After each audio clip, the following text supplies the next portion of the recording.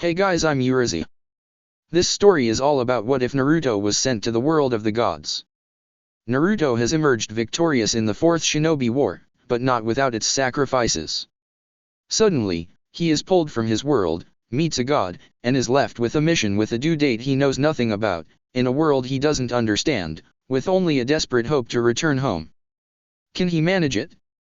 Can he succeed in a world of meddling gods, with only the Bijuu as his allies? Before we proceed with the story, please like and subscribe to this channel if you liked the video, and don't forget to check the description for the other works of the author if you liked the story. Let's start. Chapter 11, Prophecies. Naruto ran over the treetops, taking note of the campers in awe of the destruction he had caused. A few years ago, he would have been thrilled at the attention, but now, yikes. I'm going to have to fill that hole, huh? Well, a talk to Chiron is needed. Maybe I can ask him to let me fill it with water, much easier than earth. Naruto ran to the big house, before jumping down towards the earth and landing in a crouch, walking in without pause as his ears detected the desired presence. Chiron and Lord Grape Squeezer were on the patio playing another game of Pinnacle. He had been allowed to play before, but was kicked out because they ran out of stuff to give him for prizes. That was a funny day to see Grape sink in depression when he handed over his Diet Coke. Naruto walked in with a grin and sat down at the table, looking at Chiron with a knowing glance. How much trouble am I in? Chiron sighed. You're not a demigod of this camp, so you are outside my jurisdiction. Mr. D has full authority. Naruto turned to Mr. D, who looked like he would rather be there than anywhere else. So, can I just make it a lake? It would be a pain to fill it back up with earth, but not impossible. It's your call, it's your forest after all. Mr. D was looking everywhere but Naruto. Do what you wish, it needs to be repaired by the time the capture the flag game commences. Naruto nodded with a sigh and got up, before turning to Chiron.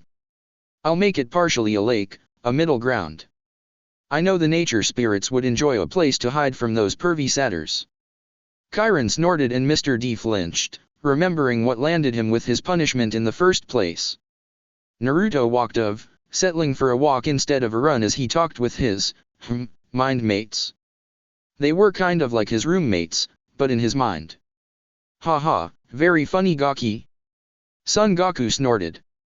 Naruto grinned and laughed lightly. He and his Bijuu tenants talked for a while on the best plans, before finally deciding to talk to the nature spirits for their approval before doing anything. What a lucky decision. Because when he entered the common ground for him and the spirits, he saw a satyr running around trying to catch a dryad, who was less than happy about his advances. Naruto growled and the spirit heard him, and with a look of hope she ran behind him. The satyr didn't notice in time. Poor bastard. He collided into Naruto head first like he was a tree, which was a common trick to dislodge a dryad. He looked gleefully upward, probably hoping to see the dryad fall out into his waiting arms. What he was met with was the cold, hard, deadly stare of the current Lord of the Wild, the champion of Pan. His furrowed brow seemed to cast a menacing shadow, his awakening silver eyes glinting like oiled steel under the moon as they held a silent, powerful promise. Pain. The satyr shrieked in terror and tried to flee, but Naruto grabbed one of his horns and harshly slammed him into the ground head first, bringing a pained bleat to his ears. Naruto lifted his prisoner into the air and glared at him. I believe I made myself clear on the proper methods of visiting, communicating, and interacting with the other nature spirits. This was definitely the top 5 of what I said was not to be done. At what point did you misunderstand? Perhaps I should clarify once again, and I know who would be the perfect people to help get the message across. And they just so happen to be visiting today. The satyr's eyes widened in fear, and slight excitement. Creepy. Naruto's glare hardened, and then turned to the spirit behind him, who was blushing up a storm. Her green cheeks a potent shade of red as she clung to his back. Did he do anything to you? Are you okay? He asked caringly, his aggressive aura gone and replaced with a soft and warm aura. The dryad buried his face into his back, shaking her head. No, I'm okay. She muttered, and then shivered when Naruto's hand came around and grabbed her shoulder, before pulling her to his side, and he smiled down at her with a large smile. Oh good. I was thinking I might have had to kill him, would have been a shame. The satyrs whimpered and then got down on all fours, apologizing to the dryad profusely. She accepted it with a blush and smile, and the satyr fled at high speeds. Naruto watched him go, before looking back down at the dryad. "Hey, do you mind if you gather your sisters? I'm about to repair the big crater I left in the playing fields, and I wanted to know if any of you had a preference." Her eyes widened before she nodded happily and walked into a tree, before a green pulse echoed through the forest. Naruto watched as spirits answered the call, and he walked to a nearby stream so he could meet with everyone. Can't leave out some of them, can he? Naruto watched with a smile as the spirits in the forest convened around him, each with their joyful smiles and fluttering dresses, flowers in their hair or dewdrop jewelry made of water. Naruto couldn't help but smile at all of them, something they reflected back with a tad more red to their color. "Hey everyone, sorry for calling you on such short notice, but I had a few things I needed to discuss with you. Sorry if you were in the middle of something, I will try to keep it brief." They all nodded, while some were stuttering and telling him it was not big deal, he could call them anytime. Naruto nodded his thanks, making a naiad shrink behind her siblings with an even larger red tinge. "I am responsible for the crater in the forest. I wanted to apologize to you all. I miscalculated the power of my technique, and caused much more harm than intended," Naruto stated, giving a small bow in apology. They were quick to forgive him and he smiled. "Thanks, anyway, I'm going to repair it. I wanted to know, since it's in a sense a blank canvas of land, what did you want it to be? A lake? A flat plain? A garden? Waterfall? It's your forest. Mr. D told me to do as I wish, only as long as I finish it before the game today. So, what will it be? Any preference?" The spirits looked overjoyed by his question, and brought about some changes and inputs, some landscaping ideas, and a few general landmarks. A few of the water spirits actually used the river surface as a template, controlling the water in such a way it was almost like an interactive 3D blueprint. Naruto grinned at the info, before nodding and thanking them all. "Thanks guys. I'll be sure to do that, but I will need you guys to supervise so I don't get it wrong. Don't be shy to point it out, okay? This is the Earth, it doesn't like to change." They nodded with smiles and then Naruto turned serious. "Before I called this meeting, I stumbled upon a satyr chasing after a spirit." They gasped in shock at that, and frowned, and the dryads comforted the spirit in question. Naruto sighed. "I got there before there was any damage done, however this shows me that my word is being questioned, and maybe even ignored. I ask you, has this happened before? Has anyone else broken my word?" He stared out over them all, and was angered as he saw several hands go up. "A lot." Naruto clenched his fists in anger. "Were you successful in getting away?" Luckily, he got nods and smiles, and he sighed in relief. "Well, that is good." But then his expression grew angered, and darkened. "But it appears I will need to re-educate them, maybe with some help this time." He knew that it was a rare thing for a dryad to be caught. They were terribly fast on the run, and even faster when fleeing. The attempt itself was the issue. He looked at the spirits and noticed they were all watching him with lazy and embarrassed smiles, and Naruto looked confused before shaking himself. "They are just happy about my stance, that's all." Naruto nodded to all of them with a smile and waved them after him. "All right, I'm going to get started, wanna watch?" He was about to walk away, but a naiad stopped him, and pointed to a tree. "They have been watching us this whole time. Do you know who they are?" Naruto immediately blurred from existence, before a cry of dismay was heard and a small crash. Naruto landed back on the forest floor, his opponent landing in a heap on the grass. "Can I help you, Phoebe?" Naruto asked in part shock and surprise. "How did we not sense her?" "What? We did, were you not paying attention? Don't look for chakra signatures, we've been over this." Kukyo reprimanded immediately, and Naruto cringed internally at the reminder. Phoebe stood up, brushing herself off. "I have questions, and you promised me answers." Naruto frowned at her, before nodding. "Yes, I did, and I didn't forget if that was what you were wondering, at all. I have to fix the crater from last night. We caused quite the explosion, and I need to fix that before the game between you and the campers. So, hope you don't mind waiting a bit." "Now," she said with a frown, and Naruto frowned in turn, the spirits behind him giving their own glares at Phoebe. She ignored them and focused on Naruto, who looked to be thinking. "If you insist, Kman." Naruto started walking away, and Phoebe ran in front of him at high speeds, her bow drawn in his face. Naruto continued walking, undeterred by her arrow. It was blunted, and it couldn't break his skin. If she aimed it right, she might break his nose, but he was fast enough to catch any throat or body shots. "Are your questions about me so important that I have to break my word just to hear them?" Naruto asked with confusion. "I gave my word, and if there is one thing about me that will always fall back on, it's that I keep my word, to death." Phoebe stared at him harshly, annoyed that he did not fear her. Men should know their place. She shot her arrow at high speeds, and Naruto caught it with a blur of his hand, before looking at her in anger. "Hey! What's your problem?"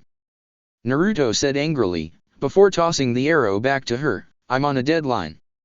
I promised I would answer your questions, however I didn't say I would answer them first thing. You passed out, so you missed your spot on the queue last night. You have to wait your turn, the spirits come first now," he said with iron in his tone, before finally walking past her, his negative emotion sensing going through the roof as he did so. She is angry, but also confused. Be wary of her, Kit, she hasn't come up with her own answers yet. Naruto thanked Kurama and kept walking, though he activated Sage Mode as he moved on, the spirits immediately moving closer when he did so. He smiled at them, but he was using it to enhance his senses. If the other hunters were confused, he might need to fight for his life, or his manbits, whichever they targeted first. Naruto sat at the edge of the crater. He gazed at it with annoyance and a tinge of sadness. He closed his eyes and clapped his hands together, before slapping his palms on his knees and took a deep breath in. His entire body posture relaxed and his hands fell slack as his knuckles fell to the ground.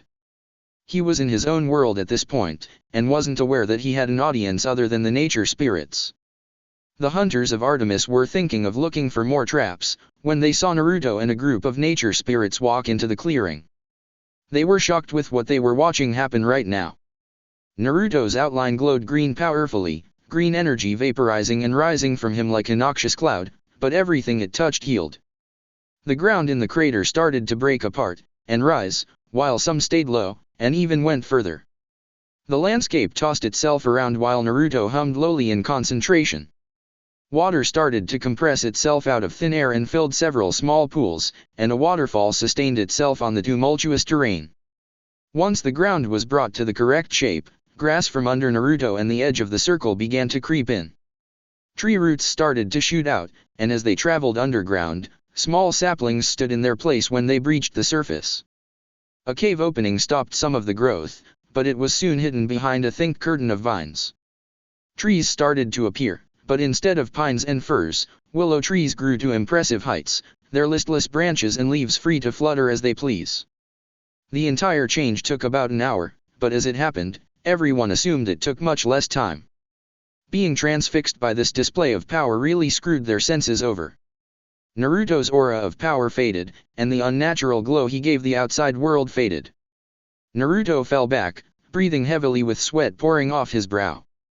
The power of the wild, wow, hurts like a bitch. The spirits and hunters frowned at his language. Congratulations. The hunters are victorious. For the 56th time in a row. He finished in a normal voice, obviously saddened that the outcome hadn't changed, but not surprised. Perseus Jackson. Thalia roared and confronted him. Their argument was quick, and fairly hostile on Thalia's side. Naruto sat on a high branch in the trees, watching the scene unfold with an unreadable expression, except for his closed fists. Zoe was being congratulated by her sisters, and Phoebe was glaring up at the blonde in the trees. Naruto watched the two of them tousle, before Percy was thrown backwards, before colliding into a tree and stopping. A sizzling was heard and smoke came from his clothing. They had a brief spat, before Naruto felt a presence approaching. He decided enough was enough. Percy and Thalia launched their attacks at each other, compressed water shot versus a lightning bolt. Naruto appeared right in between the two attacks, and held his hands apart to intercept them as they collided. The elements collided with him. He winced at the lightning, nagging himself to start building a resistance, but kept it under wraps. The water hit his hand and splashed up against it like a stone wall, before spraying backwards. The lightning wrapped around his hand like a snake in its coils, before it dissipated in a small light show of badassery. Thalia and Percy were speechless at his sudden arrival, and Naruto glared at the both of them, before turning and looking into the forest. Everyone turned to look where he was looking, and their faces dropped in shock and horror. The old mummy that was the oracle was walking towards them, green smoke waving around her at forms of snakes as she moved. It stopped in front of the hunters, earning shocked looks from the campers, and opened her mummified mouth and spoke in a raspy tone. "Approach, speaker, and ask." Naruto was shivering as he heard the voice. It reminded him of Orochimaru, but less evil. Just the way it grated in his ears, it made him shake. Zoe swallowed hard, before stepping forward and staring at the oracle. "What must I do to help my goddess?" The oracle started shooting green smoke everywhere, and her disembodied voice started to carry itself all over the forest. "5 shall go to the goddess in chains, accompanying the conqueror of pain. Champion of the wild shall stand at the dawn of day. But the giant of bronze will stand in his way. The bane of Olympus shall show the trail. Maidens and campers combined will prevail. The titan's curse must one withstand. But against all, the sage will lend a helping hand." The oracle snapped her jaw shut, and then turned to walk, and stood in front of the grim face of Naruto. What is Naruto began to say, but he was cut off by the disembodied voice returning. "Carrier of the Nine, death only awaits. The land of fire, saved by your fate. A single choice will be your own. To doom this world or return home. You will aid the half-blood of the eldest gods. To change this world and create a new law. The home of the gods will be saved, but will fall. And only you can bear the weight of all." The oracle staggered back, before sitting down on a lone rock, and returning to her hardened disposition. Chiron and Dionysus were bug-eyed at the prophecy, and Naruto stood stock still, his heart starting to crack. A single choice your own, to doom this world or return home. Naruto felt his knees buckle as he fell to the earth, his hands catching him from falling face first. He gripped the earthen carpet beneath him, tears threatening to spill from his eyes. "Naruto." Saiken started, but stopped. What could she say? Naruto coughed roughly, before returning to his feet and plastering on his trademark smile. "All right, well, looks like I'm tagging along to return your goddess Zoe. Who's coming with?" She stared at him in awe of how he could just shove the pain behind him. The oracle literally just told him he was going to die. Death only awaits. What a cruel fate to hear. Naruto stared at her, noticing she wasn't going to answer. He sighed and turned around, his white sage cloak swaying behind him with his steps. "All right, well, I'll come by the big house at lunch, we can decide then," Naruto said. He looked like he wanted to say something more, but held his tongue and turned, before disappearing into the trees. Nature spirits appeared around him as he walked, following him as they tried to console him, but he only smiled and told them nothing was wrong. Which was a load of BS. The spirits only watched him go farther as he entered monster territory, a sadness descending over the audience of campers and hunters alike. Chapter 12, Quest. Naruto sighed as he lay with his back to the earth, staring up at the clouds like the memory of a certain Nara he was fond of. He couldn't wrap his head around it. "Hey, you remember that guy I gave my title to for the worst luck?" "Yes, the smoocher in the lake. I reclaim my title, this is crap." The Bijuu laughed dryly at the statement, which wasn't wrong in the slightest. The nicest people really did have the worst luck, huh? He was hated by his village since he could remember. He crushes on a girl who fell for his teammate. His teammate then betrays everyone, almost killing him, and the girl he loves blames him for it.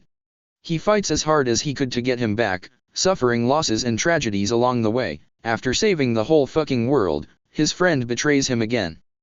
After a crazy battle, which they are both left with a missing limb, he returns the hero he always wanted to be. To be loved and respected by everyone, and then he gets yanked into this world. Back to square one, with only his name, lifelong companions, and enough power to destroy everything in sight, and then told he was going to die. His only hope at returning home was to doom this world to whatever it was doomed for. Naruto snorted as he reflected on his life. He felt like hanging himself with his own cloak. Naruto, it will be fine. I can safely say that with our aid, only death itself will offer a challenge. Naruto smiled, but felt it slide slightly as he closed his eyes. Yeah, too bad that is exactly what's waiting for me. The Bijuu frowned. Kit, this isn't anything different from our home.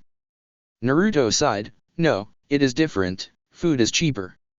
Kurama snarled, don't get snippy. This is exactly like Konoha. Everyone shamed you, condemned you. Nobody believed, or wanted you to survive. But you did. You lived. You're alive. Fight for it, dammit. Show the people of this world that fate has nothing on you. Naruto stared vacantly at the sky above, mulling over the words Kurama had spoken. A familiar smile started to tug at his lips as he sat up.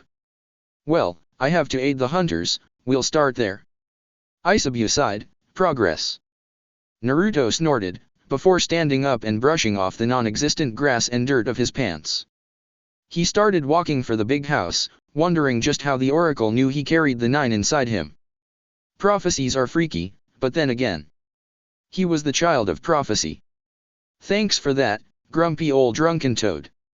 Naruto walked into the big house recreational room, staring at the assembled figures.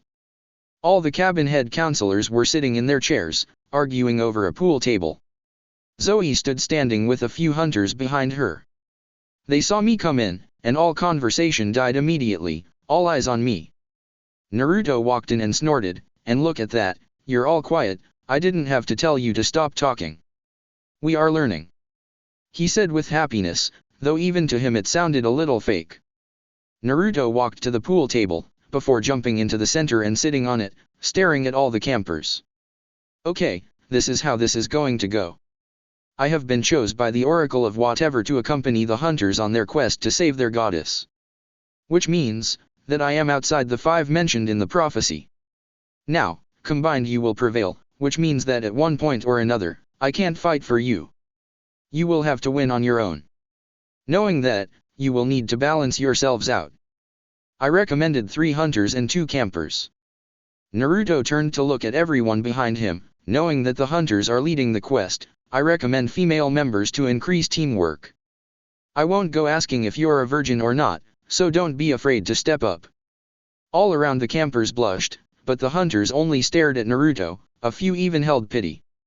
Naruto sighed, because I can't fight in the battles that count, I recommend a powerhouse, someone who can fight like hell and win, even at the cost of their own life. We need someone who will not flee, and will face the battle, even if it's completely hopeless, and fight anyway. Kirin, do you have someone who matches my description? Kirin frowned, you're asking for a selfless hero, you realize that, right? They may be battle-hardened, but they're kids, nobody has faced something like that.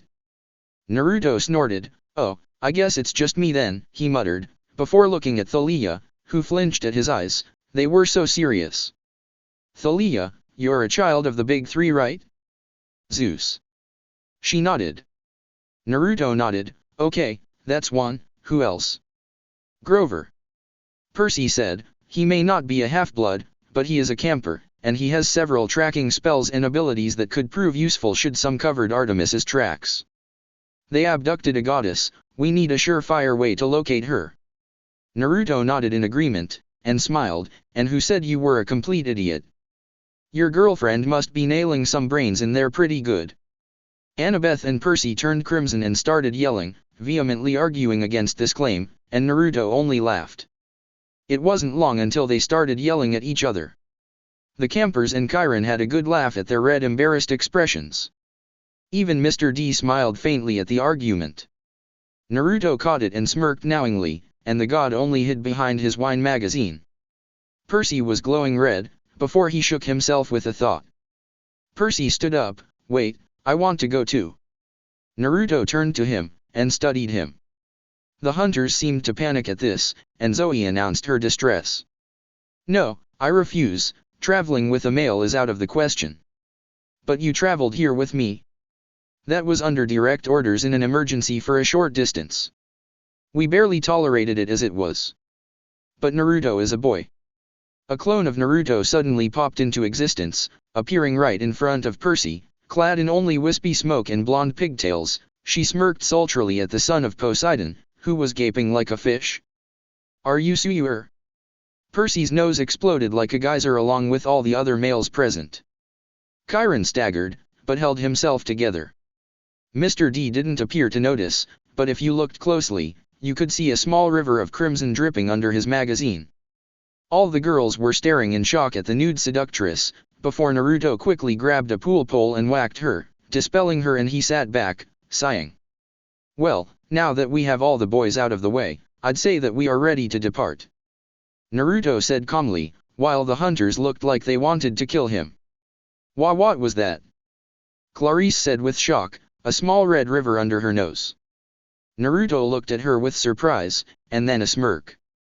"That was actually my first ninja technique of my own creation. My home world was filled with perverts of all shapes and sizes. Even children were corrupted at an early age. The only reason I remained untouched was because people would rather torture me than share. I created the technique to stun and incapacitate the perverts, or used it as a distraction to make an escape. It is a tad embarrassing, but its results are all around you," he said with a wave of his hand, gesturing to the floor where all the boys lay, except the Apollo cabin leader. "Noted." The girls looked appeased slightly, but were rather put off by the torture comment. Naruto looked to Zoe. "Well, do you have your hunters picked?" She nodded, and two girls stepped forward. "Phoebe and Bianca? Are you sure? She is the newest member of your crew." Zoe frowned. "Yes, but she is skilled, and if her godly parent is who I believe, her help will be invaluable." Naruto stared at her for a moment, and Zoe found herself unsettled by the complete lack of emotion in his eyes. He was so focused, his mind running those scenarios at high speeds, calculating if they missed anything. Naruto eventually dropped her gaze, and turned to Chiron. "Then I believe we are all set." He looked to Zoe. "I'm assuming you want to leave when the moon is out? Easier to track her, am I right?" She looked surprised, but nodded. "Yes, tonight we head out. After dinner, meet here for finalizing our plan." The conscious campers dispersed, while Chiron and Will went about waking up their sleeping campmates. Naruto followed the hunters, and after a while, they turned to him with a look of irritation. "Are you following us to discuss the quest? It isn't necessary. Just do as you are told and we will be fine." Naruto snorted. "While I would like to retort with some snappy comment on my combat experience, it's not why I am here. Phoebe, it's your turn." Zoe looked confused. When Phoebe stepped forward, she was about to start when Naruto stopped her with a raised hand. "I will answer your questions, but I will answer you, not anyone else. The information I share, depending on what it is, will be extremely dangerous. I must ask that when I give you the information, anyone outside the hunt will never have it. You must swear to an oath of secrecy. Are we clear?" Phoebe looked smug. "And why should I? You will answer my questions regardless." Naruto frowned. "Because if you don't, I will have to kill you." The hunters immediately tensed, and closed ranks, hands on their weapons. "What?" Naruto grimaced. "Again, that all depends on the questions you ask, but if you can't keep quiet, you will have to die. I'm sorry, but it has to be that way for now." They looked at him with a mixture of anger and worry. If he wanted to kill them, he probably could. Phoebe looked at him hatefully, but nodded. "Very well, I swear dash." "That isn't necessary yet," Naruto interrupted with a wince. "Only if the questions need it. If they don't, then there is no need. Please, ask away." Phoebe looked even more angered. Before taking a deep breath, "Have you ever done any harm or thought of doing harm to any woman with selfish intentions in mind?" Naruto looked genuinely insulted at the question. "No, I have never allowed my personal wants and desires to affect myself so greatly that I would harm another." They looked at him strangely, before Phoebe gripped her fists together. "Swear it." "I swear." "Swear it on the river Styx." Naruto looked confused, but nodded. "I swear on the river Styx." Thunder rumbled in the sky, and the girls watched with a confident look in their eyes, which only widened in shock as Naruto still stood there, waiting for their next question. Phoebe's eyes were the size of dinner plates as she stared at him in disbelief. Never. Naruto looked even more angered by that. Yes. Last question. Phoebe looked at him in shock. I still have two. Naruto snorted. No, you have one. Speak. Phoebe glared at him, but she was the only one. The rest of the hunters were looking at him in awe and respect. No, no way. Can we count on you? Phoebe asked quietly, her voice. All the hunters stared at her in shock, but looked to Naruto, blank expressions.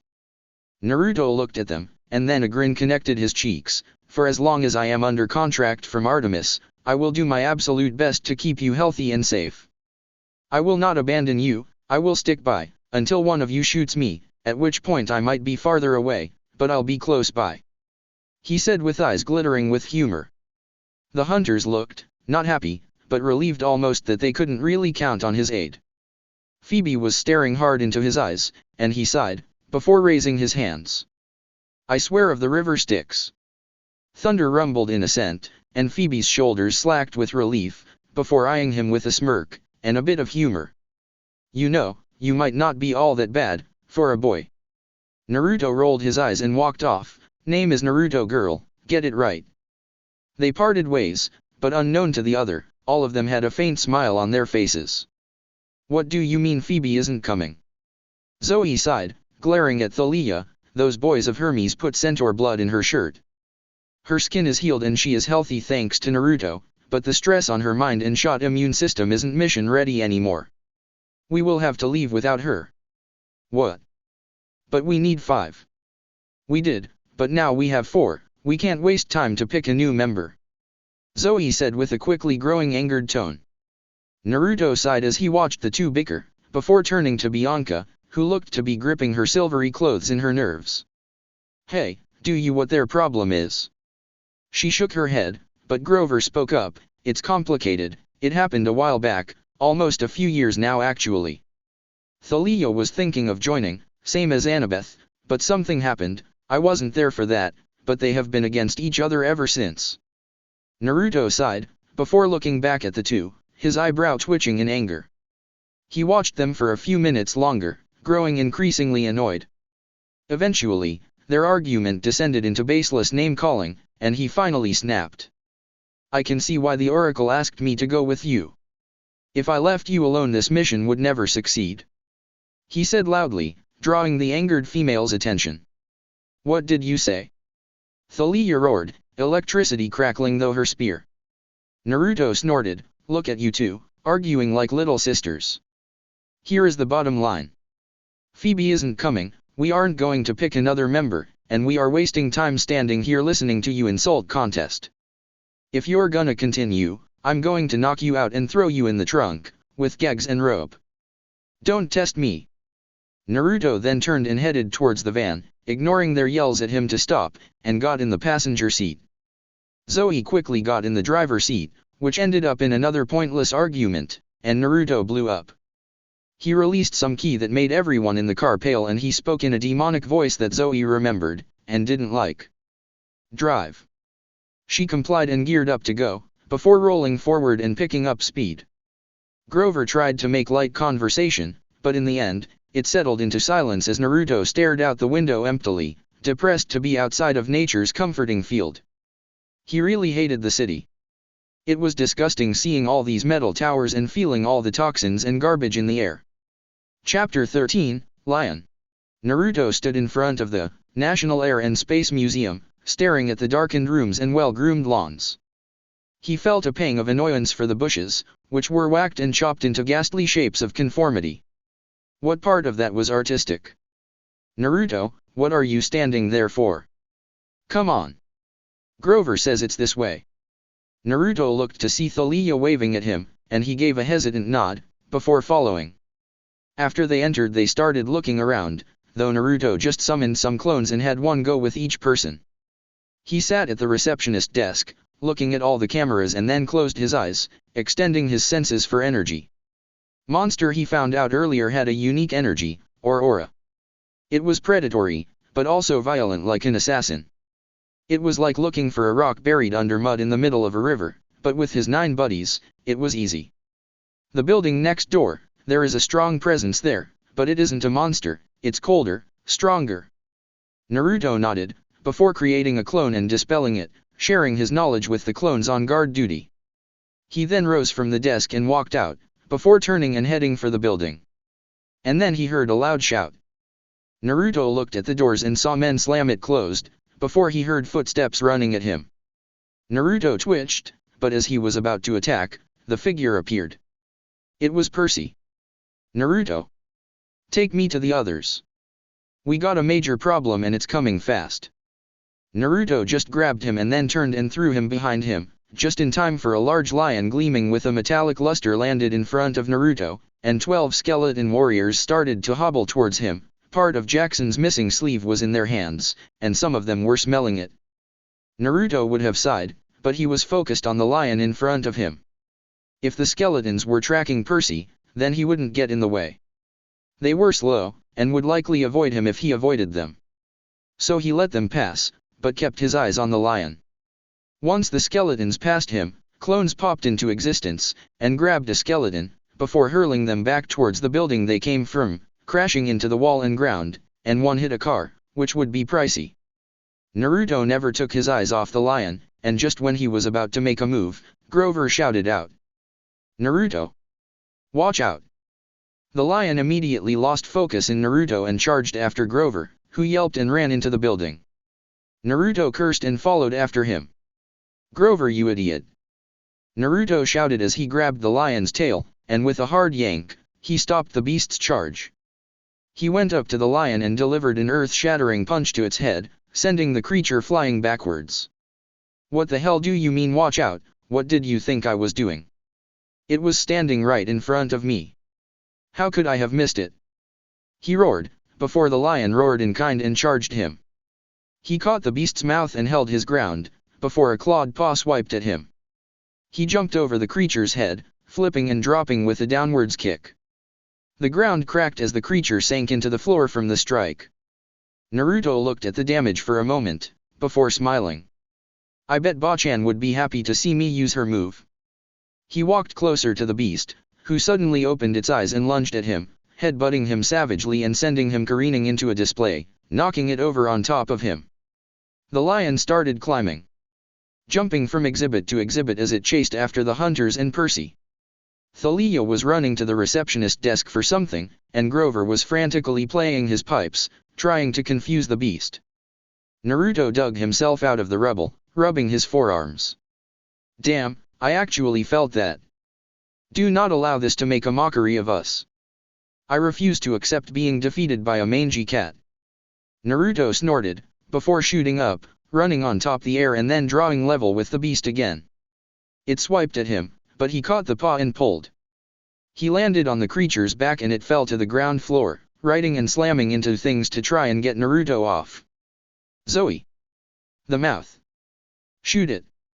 Zoe and Bianca ran forwards with practiced grace, leaping from insane places to opposite vantage points, before raining down silver arrows that stabbed into the maw of the beast as it roared. The lion screamed in outrage, and then Percy appeared on the bottom floor, a food snack in his hand. He charged and threw it into the beast's throat. Naruto felt like yelling at the kid, but then the beast started to choke. It writhed and struggled, until it landed on all fours and coughed, spitting the food out. Percy stared at it for a few seconds, before running back to cover with the lion on his heels. The hunters tried to regain its attention with arrows, but it just bounced off its skin. He roared in outrage, and then Naruto had an idea. Naruto leapt off the creature's back, before landing in front, commanding all its attention. He pulled out a small ball of what looked like paper, and then entered a grappling stance. The hunters and campers screamed at him to get out of the way, but Naruto held firm. The lion roared and tried to bite him. And Naruto let him. Naruto grimaced in pain as it bit into his flesh. His spectators screamed and Percy ran in to try and deter the creature, but Naruto smirked suddenly. The beast's eyes stared to widen as if struggled to swallow, and when it did, it let go of Naruto, smoke pouring out of its maw as it coughed. Naruto sank to the floor with a grin and a bleeding arm, and then muttered out one word. "Boom." A large explosion was heard, and the lion puffed out like a water balloon, blood flying out of its mouth, as fire exploded out of it, along with a lot of smoke and heat. The lion keeled over and fell, dead. Naruto smirked at the creature, before looking at his arm. He tried to move his fingers, and when they didn't move, he glared in annoyance. Severed the tendons, bastard, those are some seriously sharp teeth. Percy and the other ran to him, ignoring the smoking corpse that was in the middle of the room, and addressed his wound. Naruto smiled at them, ignoring the growing pool on the floor. Don't worry, I'm fine, I survived a lot worse than this. If anything, it's another cool story. Think that maybe the scars will passive as a shark bite? Now that could be cool. Zoe looked at him like was an idiot, and Bianca was trying to get his wound to close with some bandages. Percy was struggling to open his canteen of water and Grover was looking worried from a distance, but he was busy charming the guards, so he could come over. Percy eventually gave up on the canteen and stretched his hand to a water fountain, before water burst out of it and flooded towards Naruto, snaking over his skin gently and healing his abrasions. Naruto watched the process with fascination. It was truly an interesting process. When Percy got to the major wound on his arm, Naruto stopped him. Don't worry about that one, it's already healing, save your strength. The group looked confused, before a strange red energy started hissing on his skin. It bubbled like acid as it covered the room, and then the smell of burning flesh hit the air as Naruto grit his teeth slightly as the wound regrew tissue, healed the bone, replaced the blood, and regrew skin in a matter of seconds. Naruto stretched his arm, and was a little saddened. Darn, I was hoping for scars, oh well, can't always win. What was that? Percy asked in shock. He had never seen any healing regeneration spell faster than his own, or Apollo's healing techniques. Naruto smiled at him. There are a few benefits to being raised in hell. Naruto stood up a bit shakily, but stretched and smiled, before realizing his sleeve was completely torn off and stained red. Damn it, I liked this shirt. He turned to the store, ignoring the looks he was getting from his companions, and yanked off a dark blue shirt. He looked at the corpse and frowned. Is it supposed to do that? The group looked to see where he was pointing, and realized that the body wasn't exploding, but rather shrinking down. It became two items, a long overcoat, and a dagger. Naruto walked forward and lifted up the items, before tossing the cloak over, and looking at the dagger. A new kunai, he said with a smile, before it poofed out of existence in his hand. Naruto smiled at getting a kunai. He was unarmed when he came into this world. Getting a weapon he knew how to use was a blessing. Naruto looked to the group, who were still staring at him, frowned. What? Is the cloak not your style? Well, this GG great. Thalia said in the middle of her shivers. Percy is chattering next to her, but he was definitely in better shape than her with the lion's coat. Grover looked like he was ready to jump in the fire to get warmer, and Zoe and Bianca were shaking, but much more controlled about it. Naruto was completely fine. Bijuu survived at the bottom of the lake for several years in the middle of winter. His cold resistance was off the charts. Not to mention Madatabi's hellfire was keeping him nice and toasty. Naruto stared at the homeless guy that offered them a space by his fire. That guy was old and grubby, but his face was familiar. He glanced at the railroad tracks, wondering if this line was even used anymore. He was thinking that maybe, wait.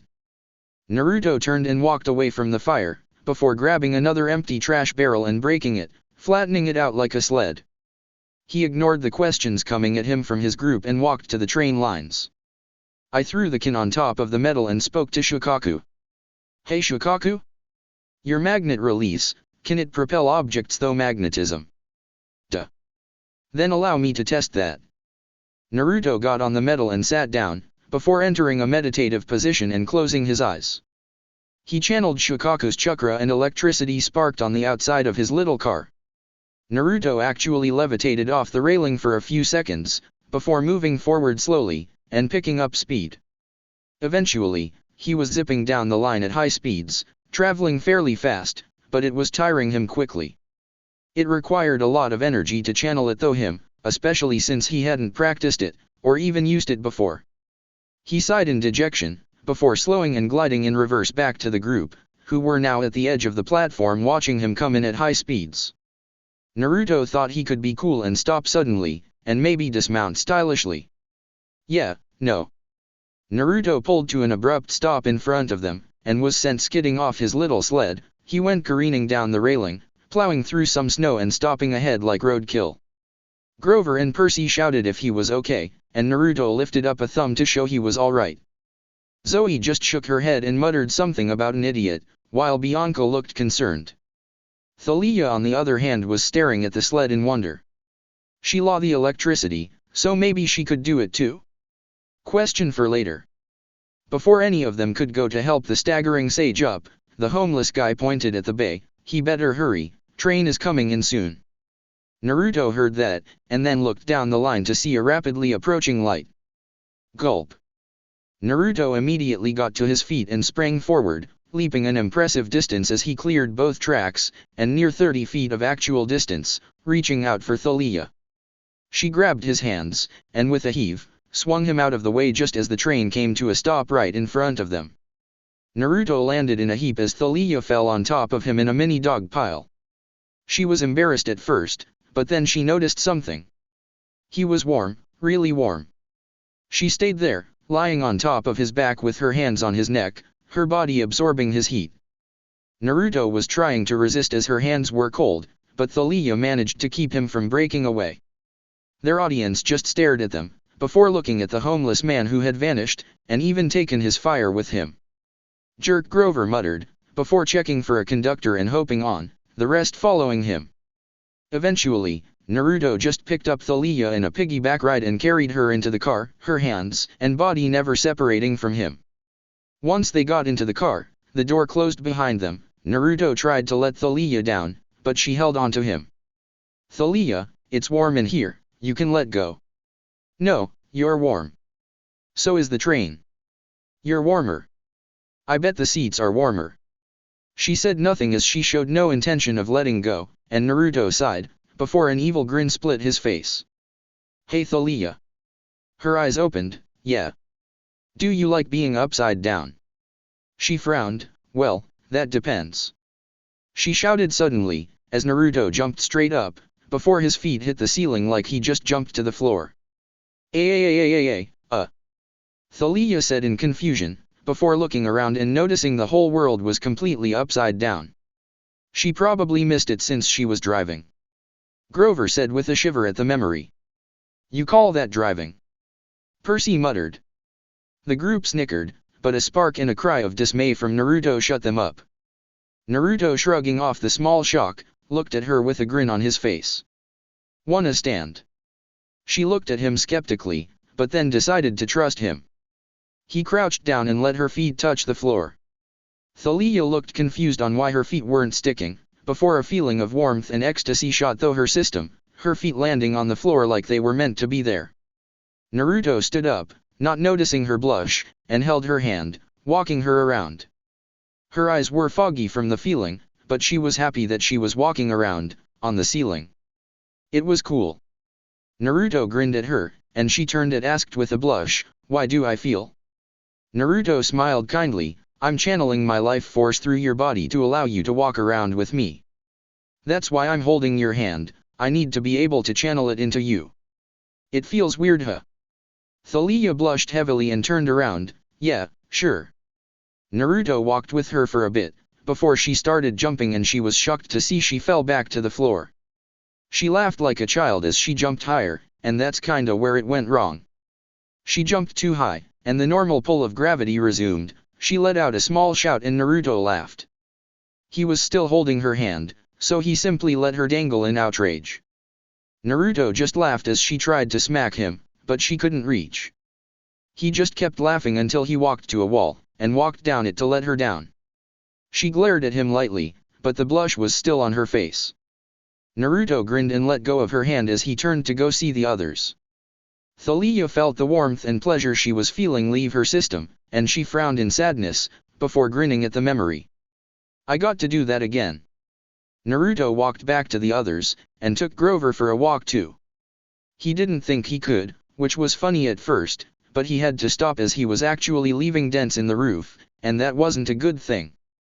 He offered for Percy, but the kid was too tired, and walked off towards the luxury cars to nap.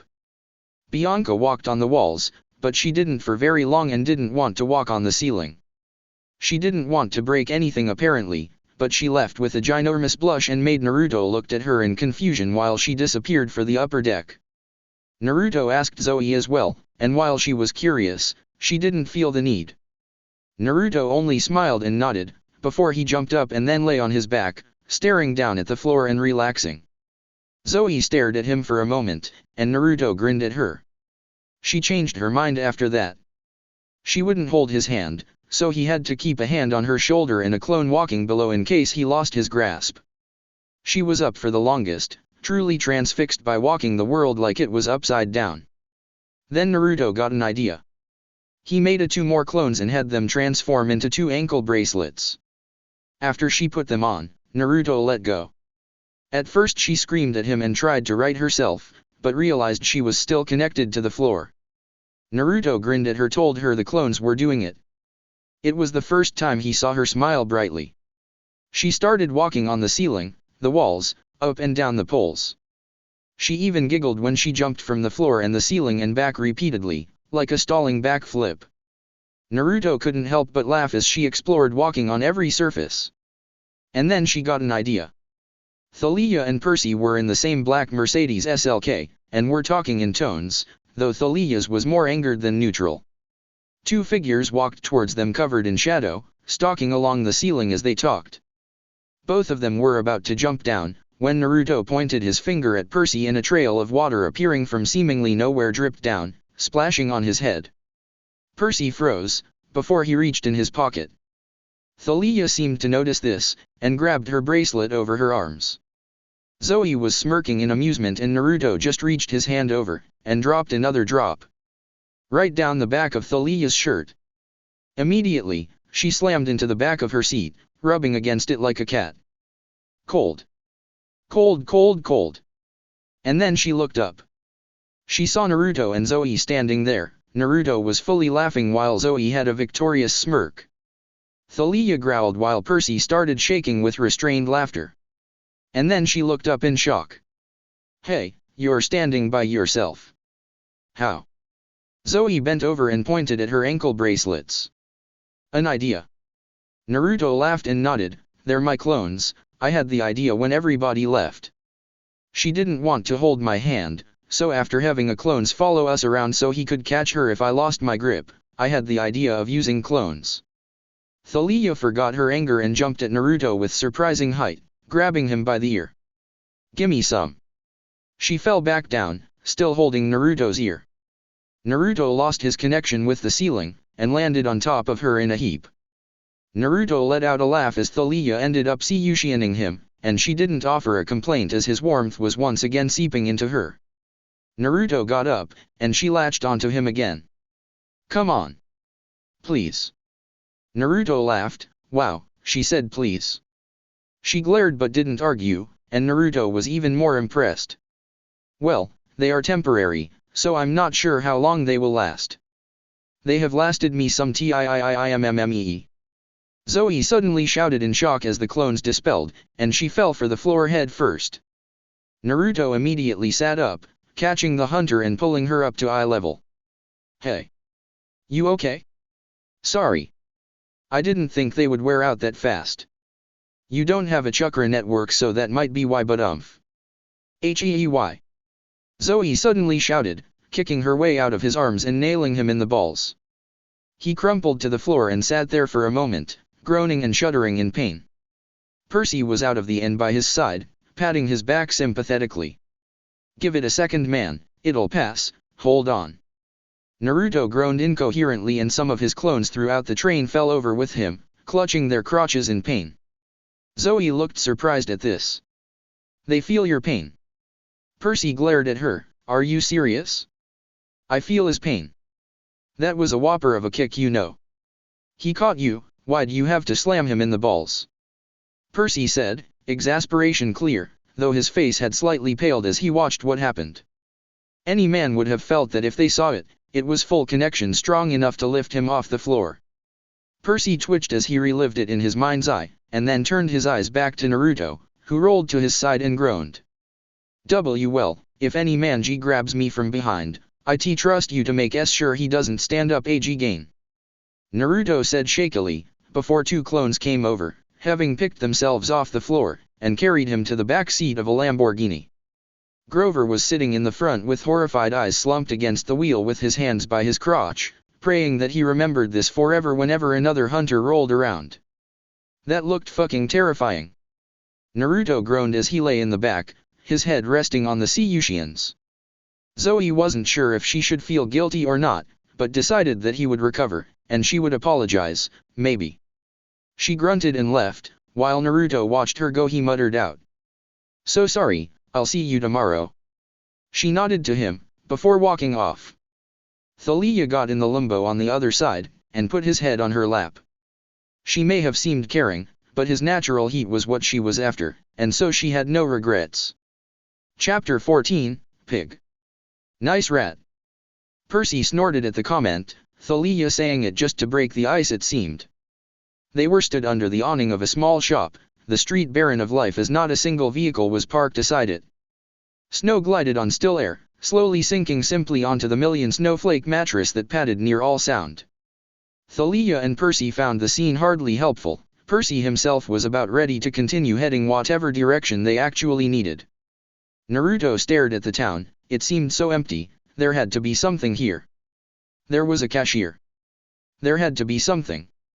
Naruto scanned the town with much greater focus, looking for any signs of life. It couldn't be just him, right? The lonely guy at the cashier couldn't be the only one. I'm going to ask around for some other suggestions, Thalia said, before walking with Naruto into town. But the guy said dash, Percy started. Just checking, Thalia said a bit forcefully. Percy just sighed and nodded, before leaning back against the wall with Bianca, making small talk. Grover went with Zoe to the cafe for some pastries and caffeine, and wax paper? Huh, weird. Naruto walked off, Thalia at his side. They walked through Cloudcroft, looking for anyone, and they didn't find a single other soul there. It was destitute of life, commercial and residential. Though being not alive was an undead skeleton's specialty.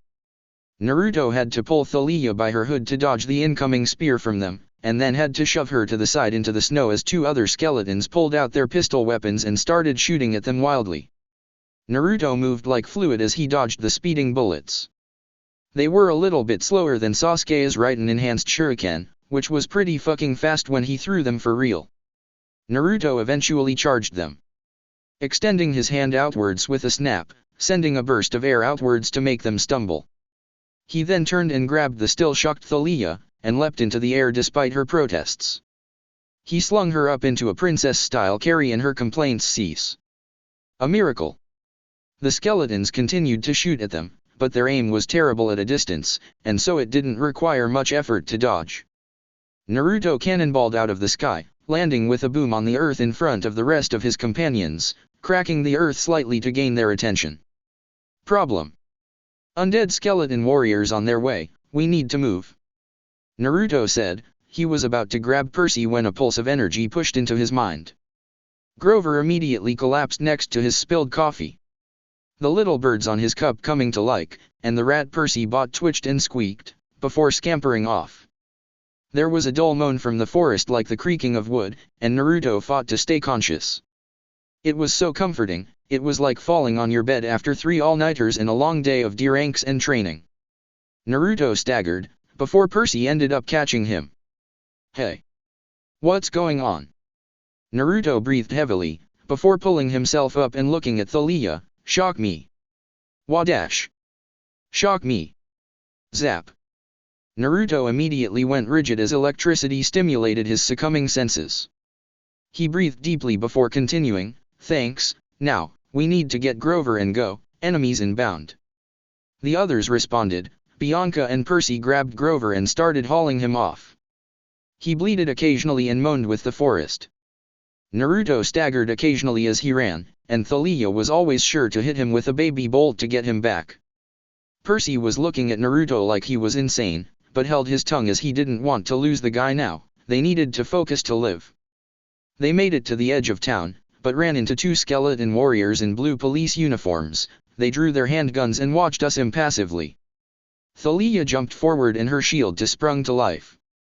"Back up, slow," she said to the rest of them, and they complied. Just as they were about to turn and run, a rustling appeared behind them, and two more warriors popped out, pistols aimed at us. "Both sides," Naruto muttered, and the hunters nodded, before facing both directions back to back. Naruto covered Bianca while Thalia stood in front of Zoe. Grover was in Percy's arms as he melted snow and tried to heal Grover from it, before another pulse of energy rocked through the pair and Naruto staggered, dropping to a knee with labored breath. "It's near," Grover moaned. "It's here," Percy said in response, and Grover only shook his head in delirium. "No, the gift from the wild." "One-on-one, Percy, take the two over there, Bianca will cover." "Thalia, charge forward while I support." "Naruto." Naruto was gone. "Naruto!" Zoe shouted, concerned, and then she felt another pulse, and Grover bleeded again. "The wild." "No time, go." Percy charged forward, deflecting bullets from his blade while Thalia blocked them with her shield. Zoe and Bianca fired shots from behind to slow them down. The plan was going well, until Percy was shot in the back. "Percy!" Thalia shouted in panic, before Percy got to his feet shakily. Thalia turned back to her opponents, and was not prepared for their proximity. He had the pistol in her face before she could react, and just as he was about to pull the trigger, a blur of gold smashed down, slamming the skeleton into pieces on the floor. Thalia looked around her shield in surprise and gratitude as she saw the blonde mop of Naruto's hair. He stood up shakily, and almost got shot in the chest as Thalia sped in front of him and blocked the shots.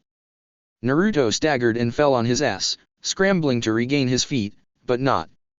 His vision was swimming and the ground was warping like rippling water. Thalia shielded him, but was also in a state of concern and worry as Naruto was completely lost. She dragged him up and shoved him into Percy, who caught him and noticed Naruto was fighting to stay in the realm of the living. "What's hitting you?" Naruto gasped and frowned as he forced himself to remain awake. "Nature energy, a lot of it, forcing minds to will." Percy panicked at that. They were trying to take the most powerful player out of the game. Not good. Zoe and Bianca were rapid firing at skeletons 3 and 4, trying to take them out and skew their aim so they wouldn't hit anyone.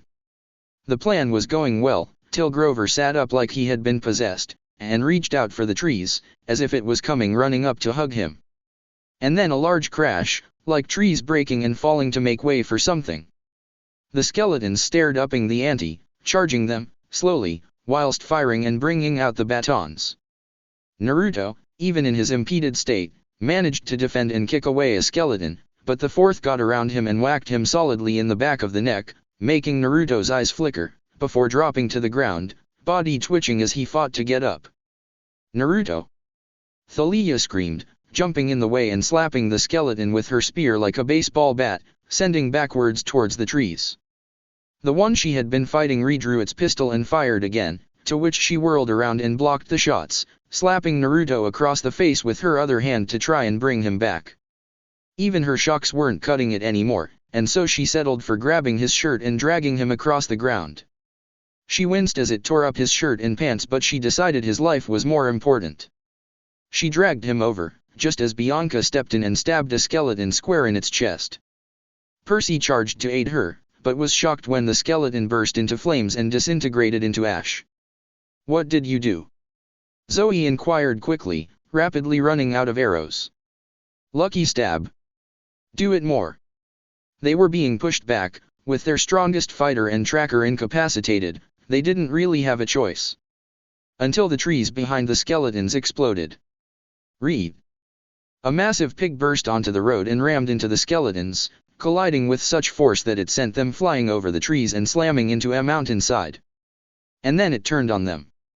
A wild boar, 30 feet high with canoe-sized tusks and a snotty pink nose. It had brown bristles covering its entire body, and its eyes were wild and angry. At them.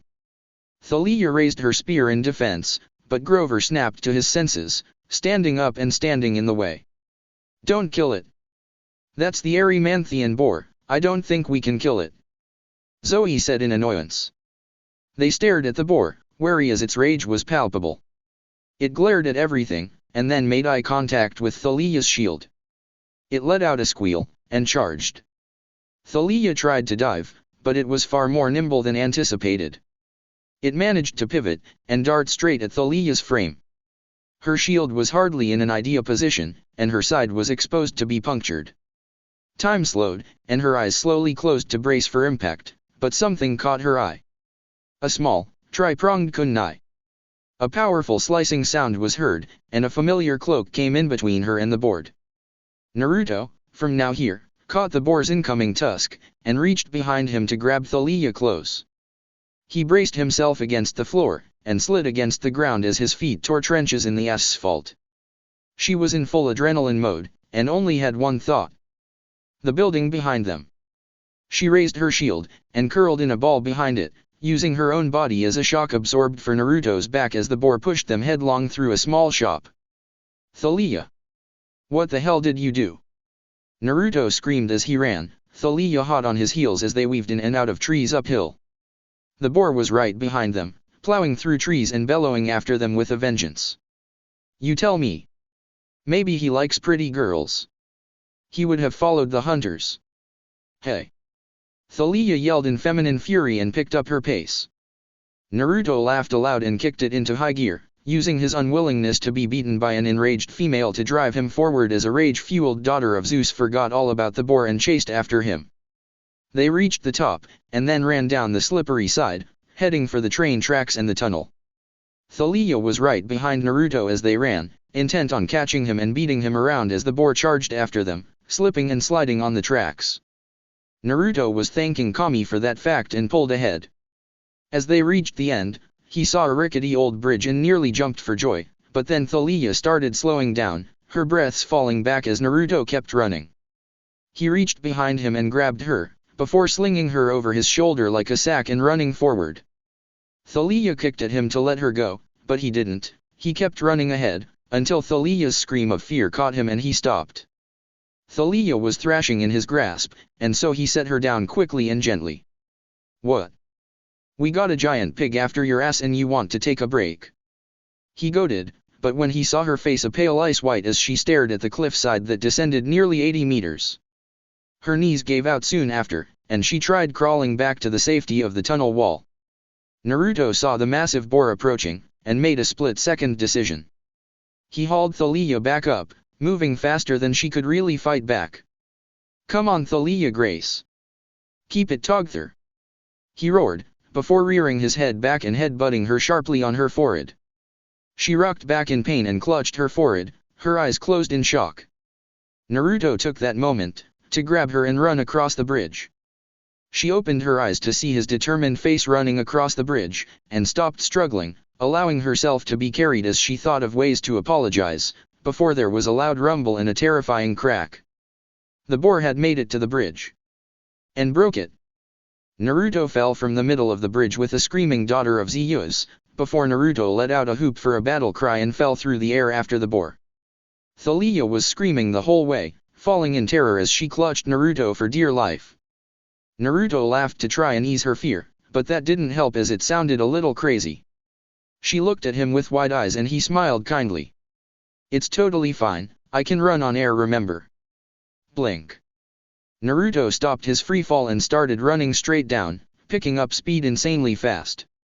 Thalia screamed louder, before Naruto pulled up in a sharp U-shape, and they soared into the sky, spiraling as they broke the low fog layer. Naruto smiled as he stared out at the sky. It was really clear up here, he liked it.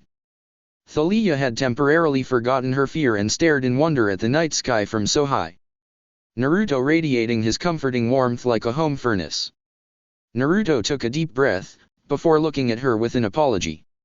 We are going down now. It wasn't a question. They dropped like a stone.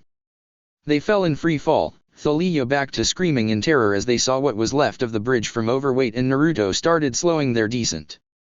It hurt, but not as bad as the sun, that was heavy. Naruto skidded to a stop on the other side of the canyon, landing on the earth with a loud crash and stopping abruptly, using a tree as a stopper as he almost fell downhill.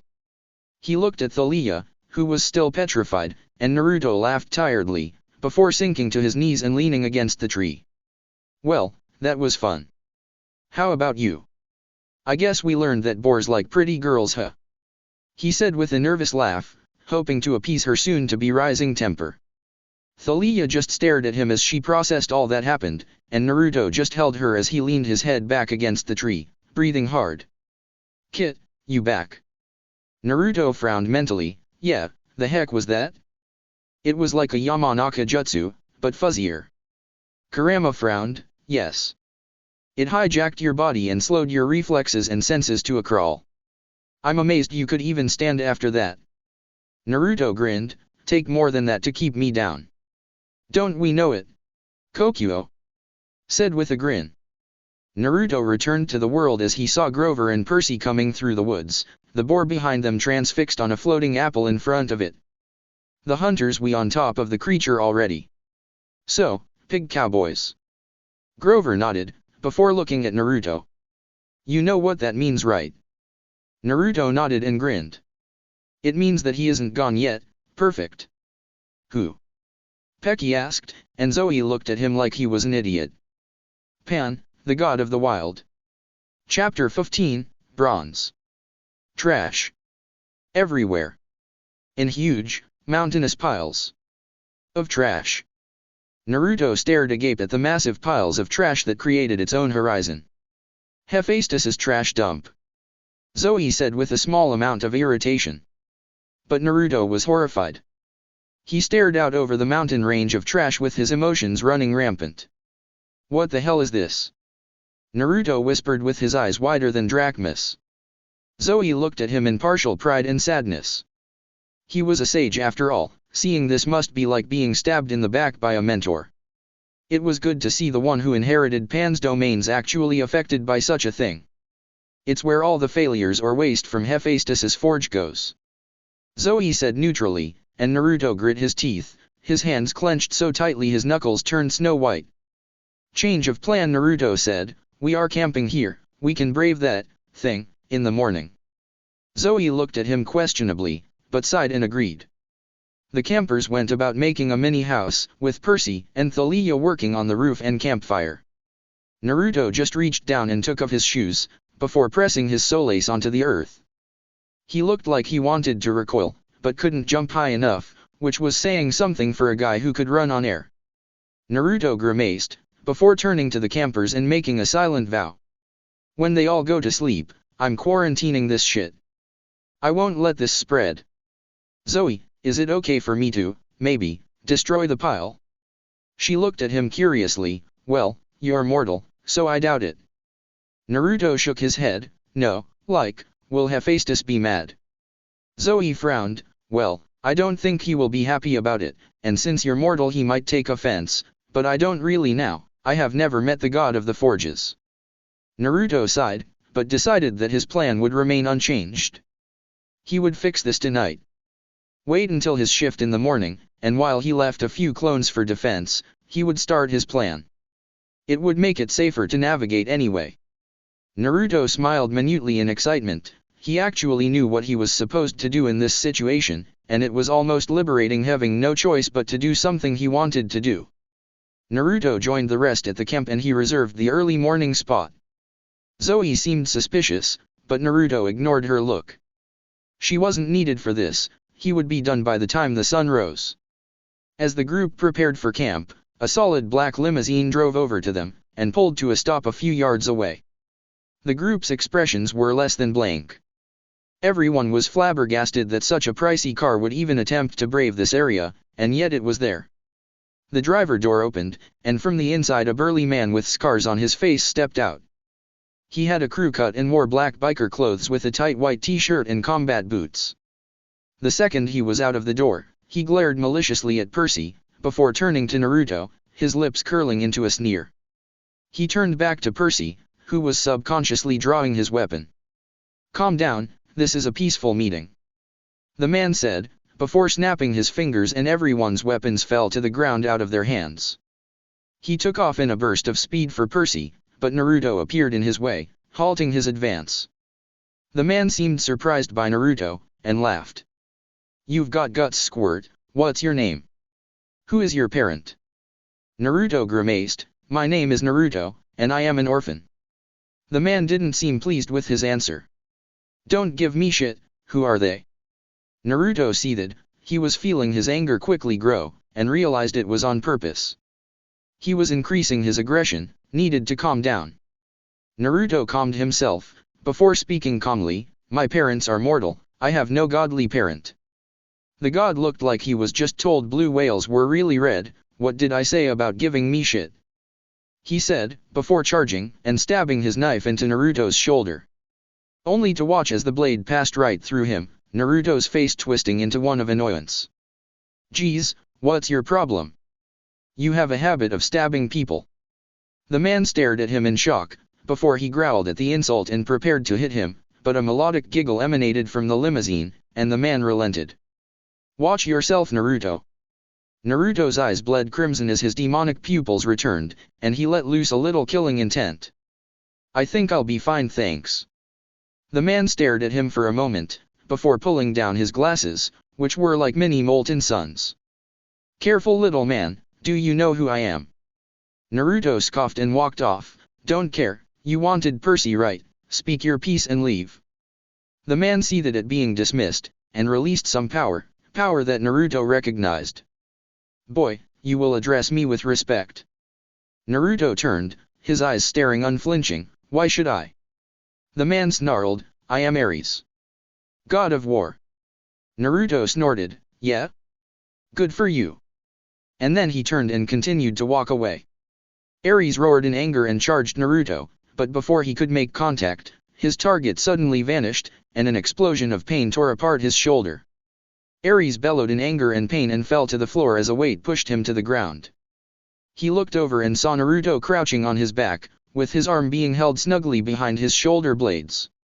Naruto stared at the god for a moment, before reaching forward and flicking his forehead. "Sorry, mosquito, didn't think you wanted a bug bite." The god seethed at being mocked, and in a show of strength, he pushed off the ground and threw Naruto off. He charged again. He pulled out an iron pocket knife and tried to attack him, but when he got in range, sand exploded from around them. The knife stabbed into a sand shield, before it pulled the god in and crushed the offending arm, and pulverized the knife. Ares staggered back, clutching his crushed arm and leaking ichor, the blood of the gods.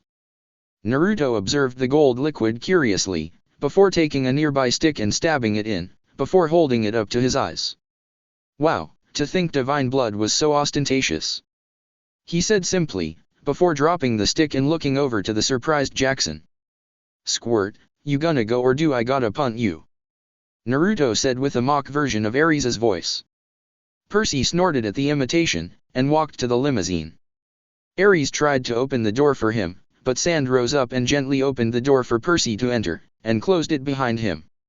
Naruto stood there, deciding that he would wait there for Percy's safety.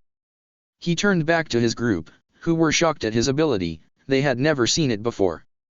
"Alright brats, show's over, you little snobs, get back to work," he said, a near-perfect imitation of Ares, sneer and all. The group just looked at him like he was crazy, but complied and got back to it. Naruto turned back and saw Ares standing up, his arm already close to being fully healed. "Hey guys, is my healing that godly or what?" The Bijuu snorted at his pun, and didn't bother to respond, though Kurama looked pleased at spilling some ichor. It was a goal of his after all. God of war, huh? As if he knew what kind of horrors could be born. His studies into this world's history had given a large amount of information into this world's more bloody history. It was true that their wars were large, but in his eyes, the death toll simply wasn't an object. Sure, to him, 70 million was a massive number, but to these people, it wasn't even a tenth of the world's population. Many lives were lost, but they practically shrugged it off. A decade later, and the world was already healing. Countries had made a bitter peace, and while grudges and hatred remained, there was a ceasefire. Nobody attacked, nobody instigated, the world just moved on. He couldn't call that war. There had to be another term. He wouldn't call it a battle, or a struggle, but it wasn't war, not like the one he fought in. It simply didn't carry the same gravity as his adversaries did. This world just threw numbers at each other, but his adversaries? They played with life and death. They were stronger than the gods of this world. Their entire world allied themselves. They rose up, and almost lost. That kind of struggle is beyond this so-called World War II. 2 continents weren't even involved for Kami's sake. Ares. Naruto said, garnering the god's attention, "Do you like war?" He looked at him like he was an idiot. "Do I like it? Ha." He practically belted with a laugh. "War isn't something that you like, it's something you live for." He rolled his shoulders, tracing his right thumb from his left shoulder to his right hip in a long diagonal line. It's bittersweet release. It's the kind of rage that can only be given power when your limits no longer have meaning. It's selfish, it's powerful, and it's mindless. It's a monster in its own right, propelling countries years forward in both progress and wealth. It's like clearing an old forest with a burning blaze. It's so beautiful, raging on with absolute destruction, but it's warm. He turned to face Naruto, a less than sane grin on his face. It's the heart of humanity. To fight, to strive, and to die for what you believe in. Have you seen it? The utter freedom that mortals have on the battlefield? They are beyond restraint, stronger than reason, and without fear. I thirst for every moment of it. Naruto frowned, but said nothing. Maybe that was war, but what of his struggle? If that wasn't war, what was worse than that? What could label such a dark time other than war? Something that almost brought an end to everything? Maybe that was it. It was just an Armageddon. Maybe I had the wrong idea of what war was. Naruto said to himself, and Ares caught it. What the hell could you confuse such a powerful thing with? If anything, he looked affronted. An Armageddon. Naruto said, trying out his new name, and gave its definition. Naruto just looked up at the stars, enemies becoming allies, an entire world, every able-bodied fighter joined together to do battle, and almost losing. Using their lives like disposable weapons as they fought to the death, racing their enemy on who could kill more before they died. It wasn't progress, it was just suicidal survival, a desperate hope to take more than one with you, dying in desperate plea to give your remaining allies a fractionally better chance. Naruto's voice faded into a hoarse whisper, images of friends, family, bonds, broken and shattered by mortal injuries and the injustice of just one man. Ares looked surprised at that, seeing the obvious trauma that haunted the blonde's shoulders. Brat, how many? Naruto looked away. Too many, or maybe just not enough. An Armageddon. Ares tried the term himself, taking the new meaning of the word with a nod of his head. Must have been gorgeous. Naruto balled his fists, but remained in his place. His silence was all he could manage, words unable to convey just how wrong this god really was. A few minutes passed, before Percy stepped out of the limousine. Naruto snapped to attention, watching Percy move past him with a mask concealing his emotions. Naruto seemed puzzled by this, but let it slide, and as he walked by, he turned to walk with him, only for a soft and luscious voice to call his name. Naruto, come speak with me. The voice said from inside the limo. Naruto looked curious, and as he complied, he sent his pals a message. Guys, I don't know who this girl is, but she has got some major skills in genjutsu. Seal yourselves from my hearing and monitor my chakra, we can't take any chances. Naruto, don't worry about us, while visual genjutsu will work, audible will not. Same for you now actually, consider it a gift for being such a good warden. Madatabi said playfully, and Naruto grinned at her. Naruto stepped into the limo, and felt his breath strain as he beheld the beauty in the car in front of him. Yeah, about not being immune to visual. Well, you're lucky some of us are female. Saiken said with a cheeky grin. Naruto sighed in relief, before settling in his seat and staring at the goddess. Considering that punk out there was Ares, I assume you're Aphrodite. The woman glowed at being recognized and smiled at him. Yes, I am Aphrodite, goddess of love, lust, and beauty. Naruto sighed. The Olympians really liked to toot their own horns, so, what did you want to speak about? The goddess purred and reached out, her fingers primed to stroke his cheek, but a small wall of sand materialized from the still open door and blocked her. She seemed to be annoyed by this, but soon a spark of amusement entered her eyes and she giggled. Playing hard to get? How childish, but it's cute, she said seductively, and Naruto turned so he wasn't looking at her. The night is coming, I need to help me friends with the camp, what did you want to talk to me about? Naruto said more firmly, hoping to get the goddess to get serious. Aphrodite poked her finger into her lip cutely and hummed, oh. So serious. Why don't you just relax? She said, her voice drawing closer as she invaded his personal space. His instincts were telling him to run, while another part of him wanted to retract the sand armor on his cheek to give her better access. Naruto shook his mental self and rebuilt his fortitude. He turned his eyes to the goddess. Which was a massive mistake. She was on her hands and knees, staring at him lustfully as her sizable cleavage opened, fully exposed to him. Naruto immediately jerked his head away, but the damage was done. Madatabi growled at the goddess, and when she got close enough to kiss him, blue flames flashed into existence on his cheekbone. She recoiled so it wouldn't burn her, but the heat would have melted her makeup. Naruto turned to her with an annoyed expression. Last warning, speak your piece, or I'm leaving. She pouted playfully, but he could tell by the spark in her eye she wasn't done, not by a long shot. You're not from this world, are you? Naruto shook his head, no, I arrived here less than a year ago. Her eyebrow quirked in curiosity, before lifting her hand to play with his hair. She really shouldn't have. Naruto suddenly felt Madatabi pressure his body for control, and so he let her, not sensing any malicious intent. He smirked at her winningly, and he saw a blush adorn her features. He reached forward and cupped her hand, before pushing some chakra into her. She immediately descended to his eye level, her knees weak from the feeling. Naruto leaned in close to her ear. Goodbye Aphrodite, I pray that we don't meet again. He said with a warm voice making her shiver, before slowly dragging his finger against her palm until the last possible moment, before the chakra flow was cut off, and she lost the warm and fuzzies his touch was giving her. He retreated slowly, her hands reached for him, for that feeling again, but she couldn't touch him. All her hands gripped were cold, hard, rough sands. They grated against her nails, horrifying her slightly as it seemed to just fall off of him like water. She couldn't grab him, couldn't hold him, he was leaving. Wait, Naruto. He stopped, giving her a burning hope as she reached for his face, a lustful gaze so powerful it would have threatened even a female's control over her libido. Stay, I want more of you, I want your taste. She said, her words slamming into his mind with almost terrifying force, but he was already prepared, and Madatabi's rage was only getting stronger. He smiled at her, tilting his head with the kindest curve to his lips. Aphrodite felt her heart pulse, her cheeks bringing color to her face even through her makeup. His strong back, his relaxed shoulders, his large hands, but his eyes. His eyes shone with so much emotion, and pity. If only you weren't so poisonous.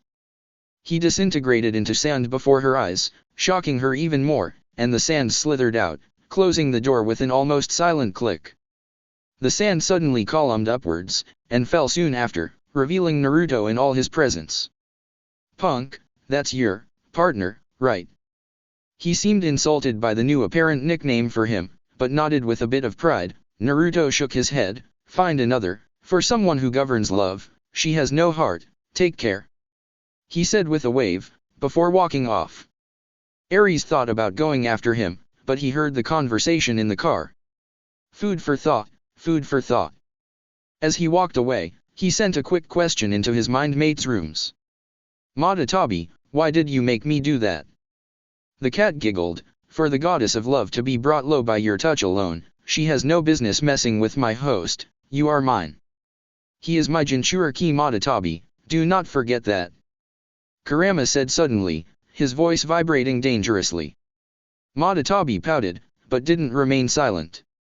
I will not allow that hussy to get her claws anywhere near Naruto. He is ours, not some little bitch goddess's personal fuck toy. Naruto felt genuinely touched at her protectiveness. Madatabi, you'll make me blush. Don't let that fool you, she is just being possessive. Jayuki sighed though his nose, and Madatabi swatted at him. Ares got in and the cab drove away. Naruto turned to watch them go. Aphrodite leaned over, looking thought the rear window at him, a seductive smile in place as she winked at him. Naruto just watched her, his eyes making straight contact with hers, but they were so distant. It made her own confidence falter as he beheld her, the most beautiful woman, the goddess of beauty, with sadness. He only held pity for her. Not lust, nor love, or envy, he was just saddened for her, as if she was an empty shell of a traumatized girl. She felt herself fall back, reclining against the comfy leather seats of this conjured vehicle. She felt something, that boy, she would meet him again. She glanced over, seeing him turn and walk away, and her own eyes glimmered with a challenge, fire, and passion returning to her soul as she watched his retreating frame. Naruto stood in front of the mountains of trash a few hours later, staring at the mountains in annoyance.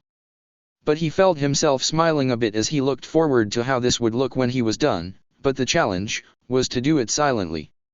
It was Naruto's turn to watch. He made sure he got to watch the early morning into the day. He needed all the time he could get.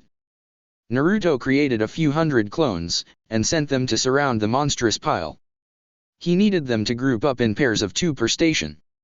He focused as he waited for the clones to get in position, and when he felt the signal burst of chakra, he flared his eyes, which flared with senjutsu power. Bijuu art, Terra manipulation.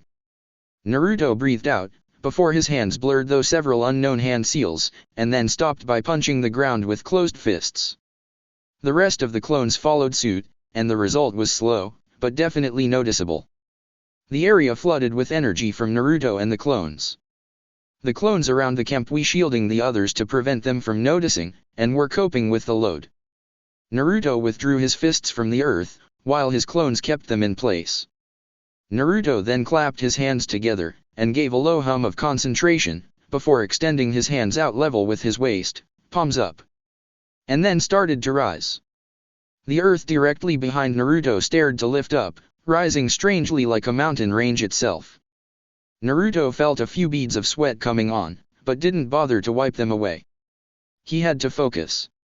He could use more than the absolute minimal chakra from the Bijuu to initiate the technique. After that, he had to depend on his own reservoir, unless he wanted to wake the campers and hunters. Naruto kept his steady hum, and the clones hummed in tune with him, though on different notes and pitches. The whole clearing was filled with a dull fizz of power, as the earth itself rose to the call. Within the space of 20 minutes, a large wall was surrounding the trash dump. It wasn't very high, but it was around 12 feet tall, made out of the earth. Naruto let his hands drop and the wall harden and cement itself into place. The rest of the clones withdrew their fists, and then hopped on top of the wall, looking determined. Naruto followed suit, hoping to his section, before he executed multiple high-speed hand seals, and then ended on a strange hand sign. The backs of his palms were touching, and he had his outstretched fingers pointing at the trash like an arrow. Bijuu art, Terra separation. Soon, all of the piles started to steam, and not long after, they glowed red-hot. The metals themselves seemed to tear themselves apart, and then the earth re-assimilated it, carrying it deep within the earth. Naruto's plan was going well, until a particularly large pile of trash stood up. In an extremely loud screech, trash was thrown sideways, grinding against itself as a humanoid figure soon stood up, a horrendous assault of noise barging through his ears as he cupped them and screamed in pain as it tore apart his sensitive hearing. The campers woke up with a start and clutched their ears at the noise, before grabbing their weapons and heading battle-ready, only to stop in shock at the massive giant of metal staring down at Naruto. Talos! Run!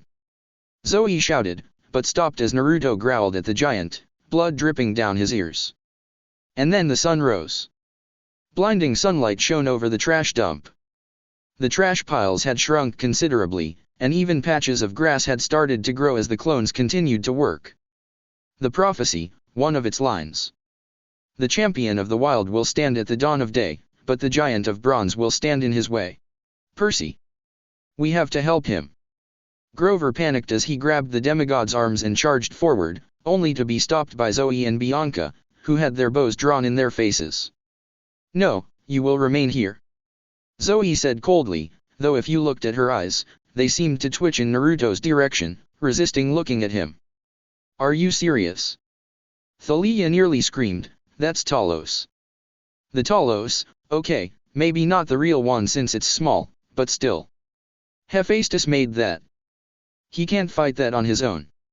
Zoe grimaced. The prophecy claimed that it would stand in his way, not ours. We can't interfere, this is his battle. I want to aid him just as you do, as much as it pains me to say it, but I do, and we can't. So stop. Thalia seethed and Percy was looking at the Titan, before patting Grover on the back. Hey Grover, he will be okay, right? I mean, he is the champion of the wild, he won't lose, right? Grover just looked at him fretfully, before tearing his gaze from Talos Jr. and looking at Percy. He is mortal, Percy. He may be clear-sighted, and have amazing abilities, but he is only human, there are limits to what they can do. Doubting me already, Grover? A voice shouted at them. They whipped around to see Naruto glancing at them with a grin. I thought you would have had a little more faith in me. Grover hid his face in embarrassment, and Thalia shoved him aside. Run, you idiot. Naruto snorted. You think I could outrun it? Look at its legs. Thalia didn't even get mad at the retort. You won't be able to hurt him. You're not a demigod. But I am an idiot. Naruto roared back with a grin and the intensity of a pack of lions. I will not run. Naruto then turned, and then said in a normal tone, only the hunters and Grover could hear. You wanna see what I can do? Well, I have never been one to disappoint, not without a fight. A fast gust of wind ripped through the air, and Naruto started to glow a powerful glowing yellow-orange. His pupils changed from silver to red, and his pupil transformed into a void black. His tattoo stretched across his face and his features began to glow like a light show. And then his eyes changed again. Sage mode is merging, Kurama said in partial awe. So, the blessing of a god working with the incarnation of a demon? You're full of surprises, Kit. Naruto's pupils expanded like an hourglass, and the edges glowed silver. His tattoos glowed eerily red and expanded further across his body, but the most notable was the tattoos that stretched back to his mouth, where his canines grew a lava red line down the center. His chin was tattooed with a circle and dot in the center, and Kurama smirked at that. What do you know? That was Senju Hashirama's senjutsu mark. You really are the world's most unpredictable knucklehead idiot. Naruto grinned at the power coursing through him, and then he let out a barbaric yawp that shook the ground. Let's go. Kurama.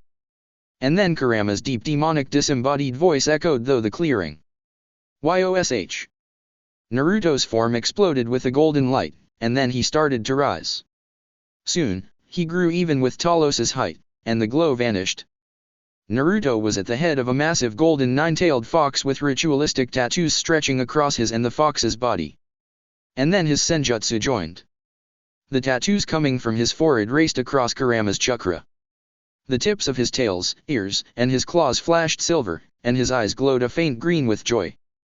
The fox swelled in size till it was nearly 14 feet taller, the size of Talos, looking down at him with a kitsune grin. Come here, little man. Let's play. Meanwhile, Thalia, Percy, Zoe, Bianca, and Grover were staring at Naruto, who was glaring down at the giant like a chew toy. Percy was the first to speak.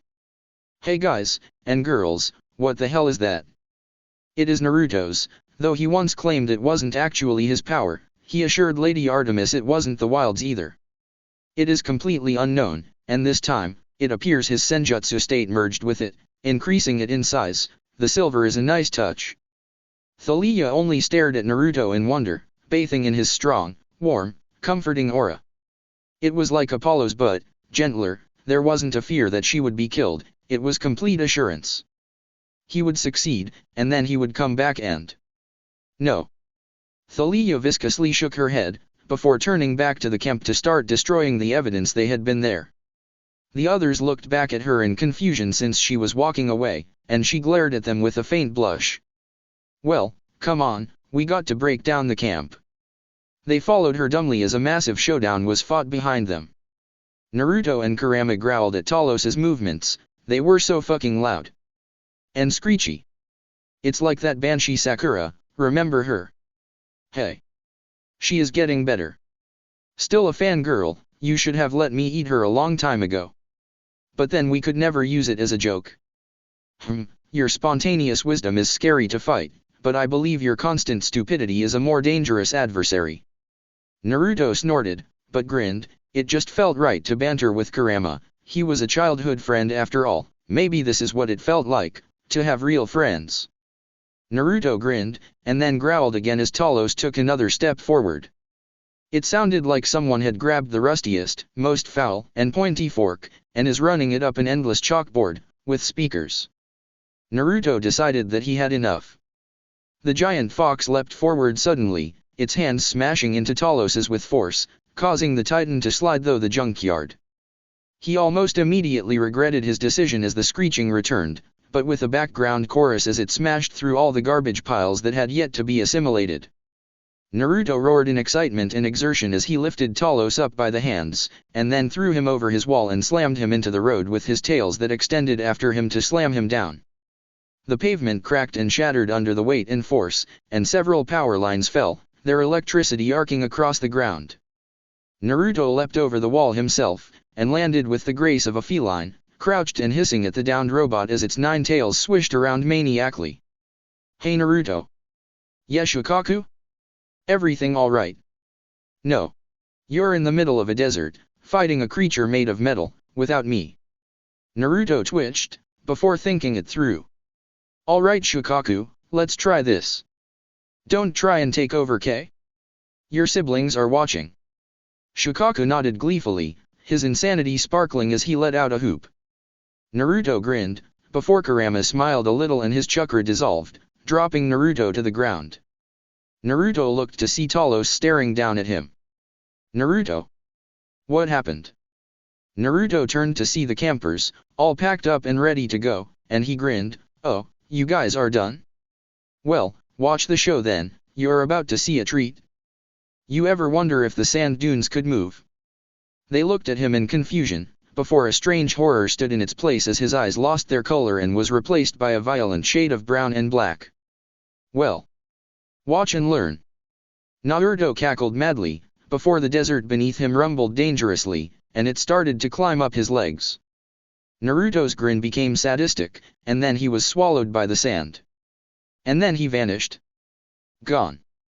Everyone stared in silence at where he had been, and then a weird disembodied chuckle echoed through the desert.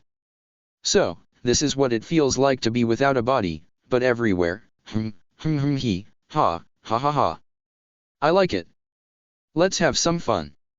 The desert started to rise. A massive humanoid shape appeared from the desert, and the dunes moved together to create it. As it grew, it started to tower over Talos, and when it rose to its full height, a massive tail sprouted from the human's waist. It slowly swayed about with chaotic glee, and the eyes glowed a powerful yellow, like the sun itself. It was taller than a skyscraper, it was taller than the Empire State Building. It was titanic. Talos was it? Congratulations on being the very first for me to use this form against.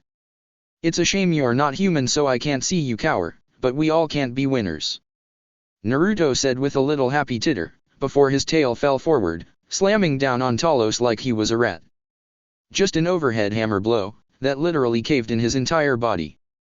It was as if the earth had chosen reach up and slap him. Talos shuddered, gathering what remained of his functioning parts and trying to flee, falling apart as it went. Naruto laughed, reaching forward with a hand, and the desert came alive. The sand itself spouted thousands of hands, and a sandstorm rose up around Talos, slowing his movements and preventing him from seeing his escape, which wasn't actually happening, for as Talos broke free and frantically crawled, the sand beneath him was churning like a treadmill, slowly consuming him like a bog. He wasn't going anywhere. Naruto took a few booming steps closer, his weight crushing the sand beneath him with clouds of debris. Naruto loomed over Talos, before his hands shifted into a massive blade. It is true that mortals can't touch celestial bronze. It's why I can't fight you without entering this form, which kind of takes the fun out of it, but blame the gods, or whoever decided that mortals can't touch it.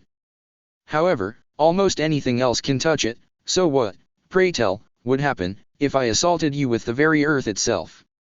Naruto's blade swished down with a screeching noise as it cut through the air. Talos stopped moving, collapsing to the ground. In 2 separate pieces. The desert rose up around it, and dragged the titan below, where it would slowly be broken down, and reimbursed to the earth. Hey! Shukaku, stop making me crazy. Ah, no fun. But admit it. It's delightful. Shukaku said sinisterly, and Naruto sighed, before speaking again. Can you control the celestial bronze? Like if I powdered it, and mixed it with sand, could we manipulate it like Gaara did with his sand? Silence. Naruto, where is this brain coming from? It's not yours, so whose did you steal? Kukuo said with mirth, and the rest of the Bijuu laughed. Naruto blushed crimson and yelled at them. Hey! I may be stupid, but a stopped clock is right twice a day. Heh, and aren't we grateful? Jiyuki said with a laughing fit, and the rest followed his example. Naruto just turned to Shukaku, who was unusually silent. So? Shukaku looked at him for a moment, before laughing and rolling around on his back like a circus ball. I don't know. Let's try.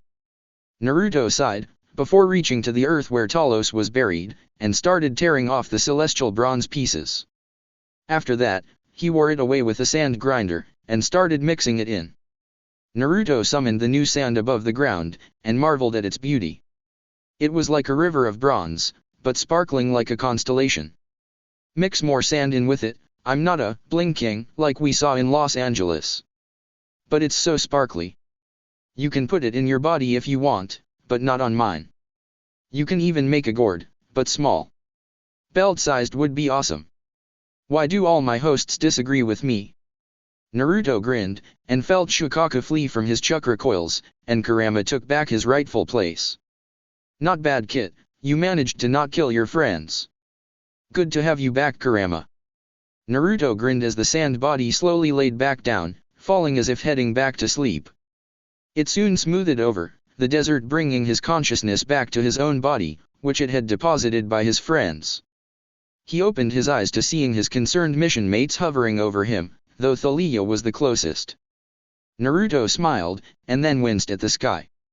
Ugh, it's so bright, Thalia, can you ask Apollo to turn it down? He is your brother, he might listen. That's it for part 3. Thank you for watching and see you in the next video.